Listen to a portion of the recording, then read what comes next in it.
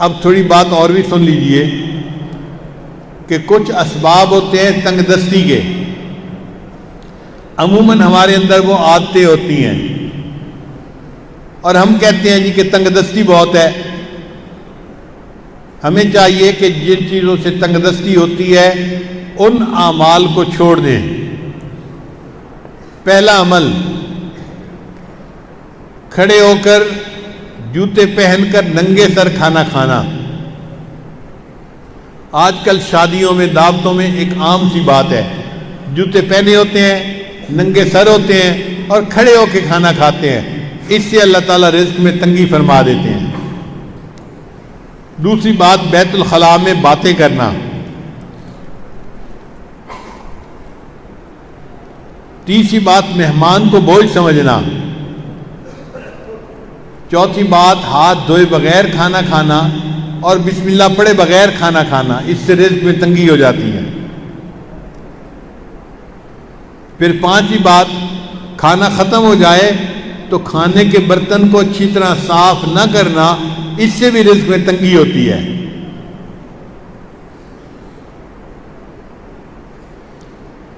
پھر چھٹی بات، مسجد میں دنیا کی باتیں کرنا۔ پھر ساتویں بات، مانگنے والے فقیر کو جھڑکنا۔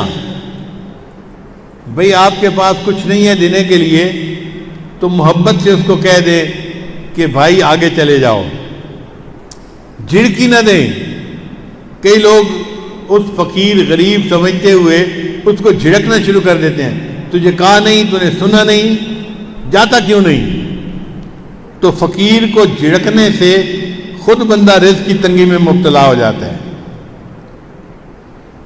پھر ساتواں عمل، مغرب کے بعد بلا عذر کے سو جانا۔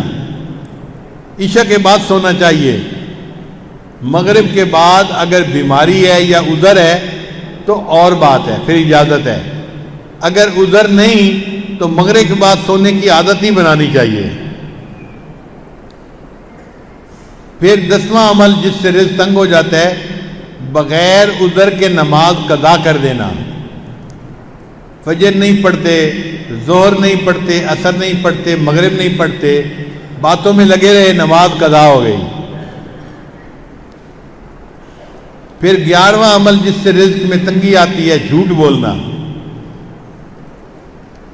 اور آج کل تو جھوٹ بولنے کی ابتدا ماں باپ بچے سے ہی کر دیتے ہیں۔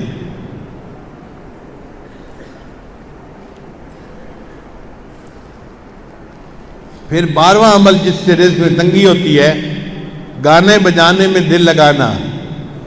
گانے پسند ہوتے ہیں تو آپ دیکھیں گاڑیوں میں ہر وقت ٹوں ٹوں ہوتی رہتی ہے، گانے لگے ہوئے ہوتے ہیں، میوزک لگی ہوتی ہے۔ پھر 13واں عمل جس سے رزق میں تنگی آتی ہے، اولاد کو برا بھلا کہنا۔ کچھ جاہل ماں باپ کو اولاد کو گالیاں دینے میں مزہ آتا ہے۔ ماں ہے تو گالیاں دیتی ہے، باپ ہے تو گالیاں دیتا ہے۔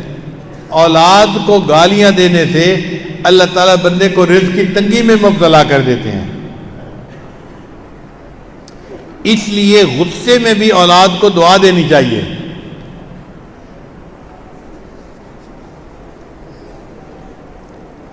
چنانچہ ایک صاحب اپنا واقعہ سنانے لگے کہ میں بہت شرارتی تھا اور گھر والوں کو میں نے تنگ کیا ہوا تھا۔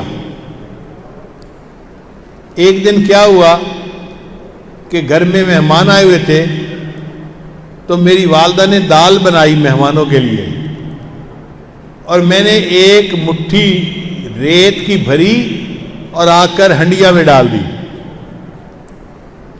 اب جب مہمان کھانا کھانے لگے تو دال کے اندر ریت تھی، تو کھانا تو نہیں کھایا جاتا نا، تو مہمانوں کو بھی پریشانی ہوئی اور گھر والوں کو بھی پریشانی ہوئی۔ اب جب گھر والوں کو پریشانی ہوئی تو میرے والد تو غصے میں کہ جس نے یہ کیا ہے میں اس کی پٹائی کرتا ہوں۔ کہنے لگے کہ میری والدہ کو پتہ چلا تو میری والدہ نے پتہ کیا کہ یہ کام کیا کس نے ہے، تو ماں کو بچوں کا پتہ ہوتا ہے، اس نے کہا کہ فلاں نے کیا ہوگا۔ مجھے پکڑ کے لایا گیا اور مجھے پوچھا گیا کہ کیا تم نے یہ حرکت کی، سالن کے اندر تم نے ریت ڈالی، تو امی کے سامنے میں نے اقرار کر لیا، ہاں امی یہ شرارت میں نے کی تھی۔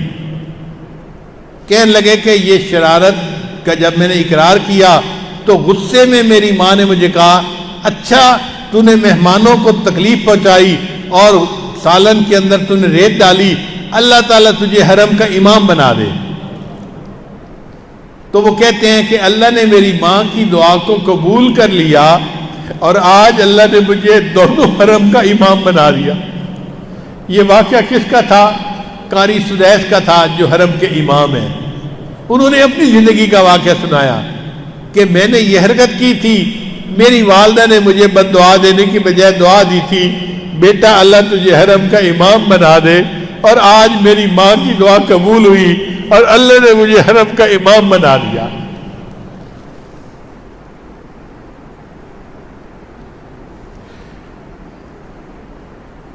پھر 14واں عمل قرآن پاک کو بے وضو ہاتھ لگانا۔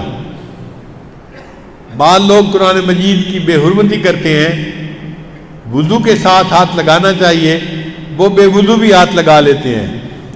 تو بے وضو ہاتھ لگانے سے اللہ تعالیٰ رزق میں تنگی پیدا فرما دیتے ہیں۔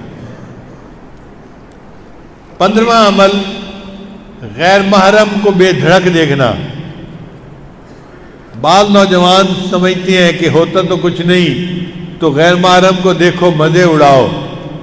تو غیر محرم کو دیکھنے سے اللہ تعالیٰ بندے کو رزق کی تنگی میں مبتلا فرما دیتے ہیں۔